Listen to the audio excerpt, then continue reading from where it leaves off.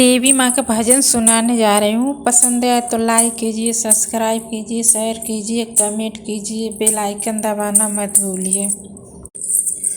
भले कितनो देर हुई, चाहे गद बेर जनिया के ले आई हा, जनिया के ले आई हा।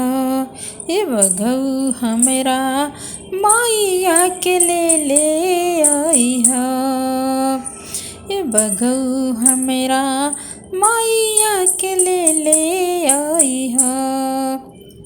मैया जब आई है तब शुरू होई पूजा पाठ हो, मैया जब आई है तब शुरू होई पूजा पाठ हो। कलशा धराई सब भूखी नवरात्र हो, कलशा धराई सब भूखी नवरात्र हो। कहले बजनिया सोना, कहले बजनिया सोना, सातो बहिनिया झुलुआ खेले आई हा। कहले बजनिया सोना, सातो बहिनिया झुलुआ खेले आई हा। ए बघऊ हमरा मैया के ले आई हा।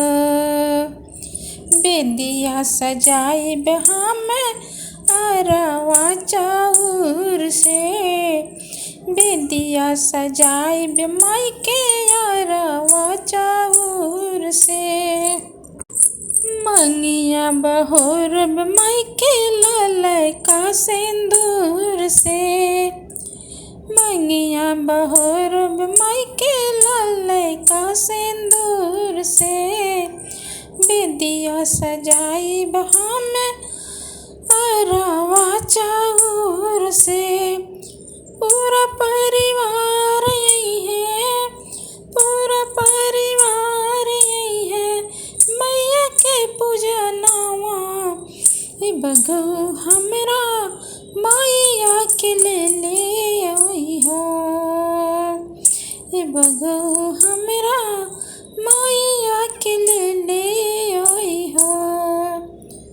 भले कितनो देर होई, चाहे गद बेर होई, जनिया के ले आई हा, जनिया के ले आई हा।